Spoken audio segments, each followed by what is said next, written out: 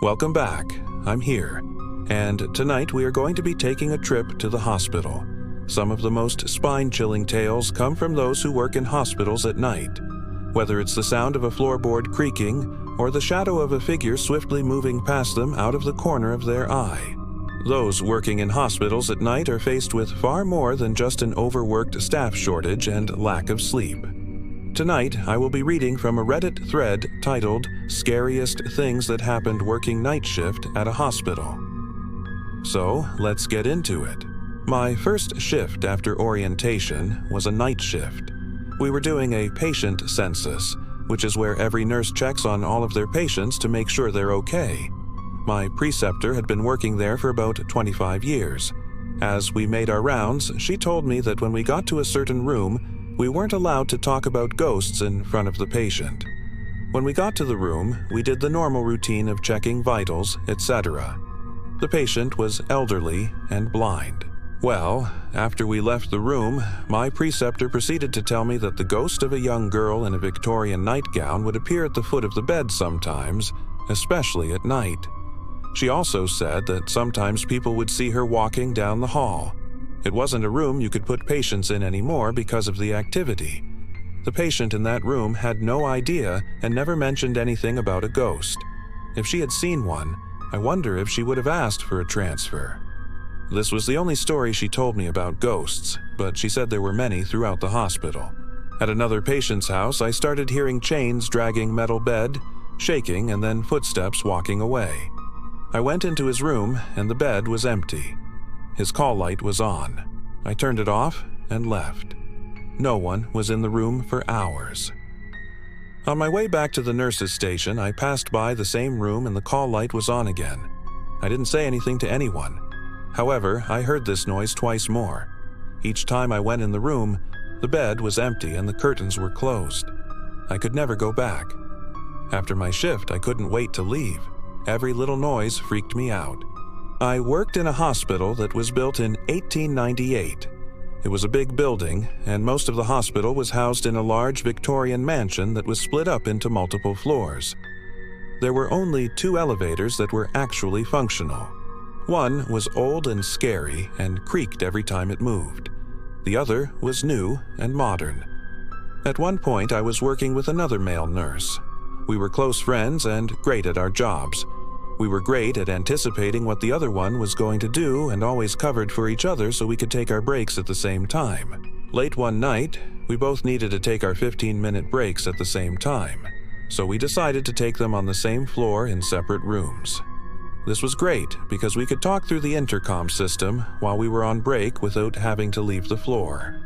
Usually, this wasn't a problem, but this particular night it became a big issue. We stepped into our respective rooms and locked the doors behind us. Seconds later, the intercom crackled to life and the voice of my friend came through. He sounded panicked and distressed. He was asking me if I had just come into that room. I replied, yes, confused as to why he would ask that. He goes, "You need to get out of that room right now. I don't know what's in there, but it's not good." I told him I was just taking a break and that I wasn't leaving the room. That's when things got weird.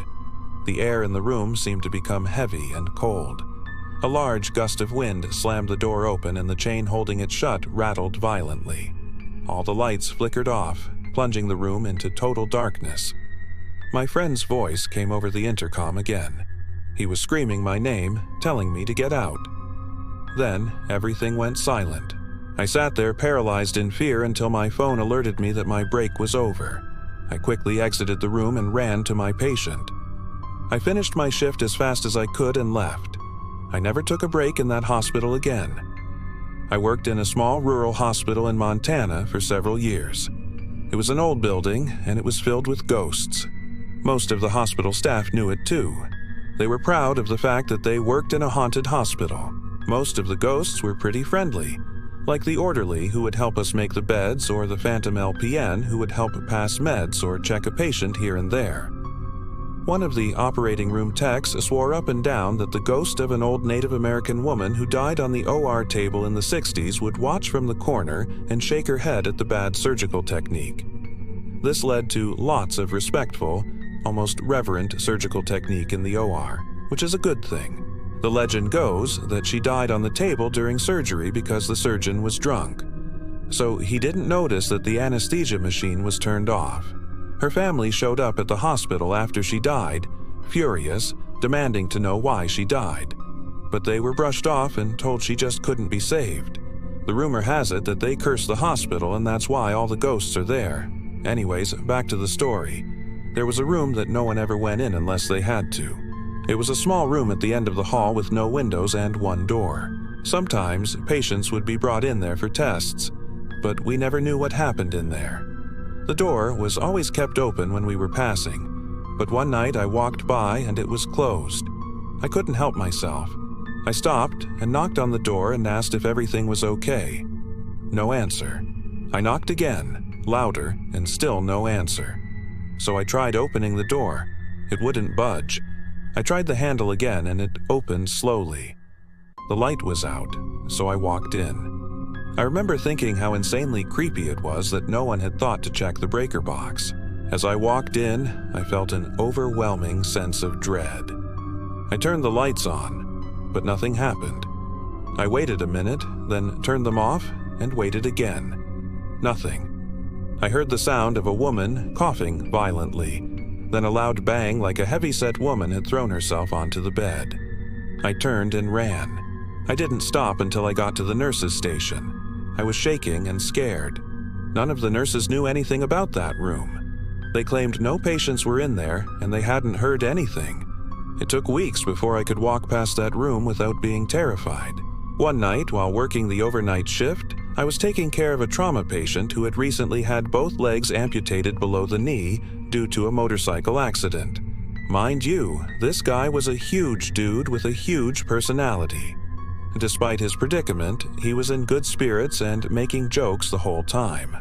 One of the nurses on the day shift was openly skeptical of the paranormal and was notoriously argumentative. While she was giving him his morning meds, she says loudly, "Well, Mr. Henderson, looks like you'll be trying to haunt your way into heaven with those stumps of yours." Within a few minutes, the lights began flashing in the room next door and the call button was going crazy. We all looked at each other with wide eyes. I told her to go check it out. She threw me a dirty look but went anyways. When she came back, she was white as a sheet. She immediately apologized to Mr. Henderson, and the rest of the nurses and staff gave her hell for the next hour. This guy had a lot of nurses and CNAs coming into his room around the clock, and none of us had ever heard any of them argue with the nurses. The worst part about working night shift at an old hospital is that you feel like you're never alone. Every single night I would hear the sounds of footsteps down the hallway and doors slamming shut. Lights would flicker and wheelchairs would roll by. Sometimes when I was charting or getting stuff from the supply room, I would swear I would see figures darting out of the corner of my eye, but when I would turn to look, there would be nothing there. Also, sometimes in the middle of the night I would hear pages over the intercom, and when I answered, no one would be there. I've worked at a few different hospitals and I've never experienced anything like this anywhere else. One time I was working nights and I was getting stuff from the stockroom. I was the only person in the hospital who worked nights, so I was used to being alone. When I went into the stockroom, which was very small, there was a table in the middle of the room. Suddenly, I heard footsteps near the table. I ignored it and continued looking for what I needed. I heard the footsteps again and I stopped.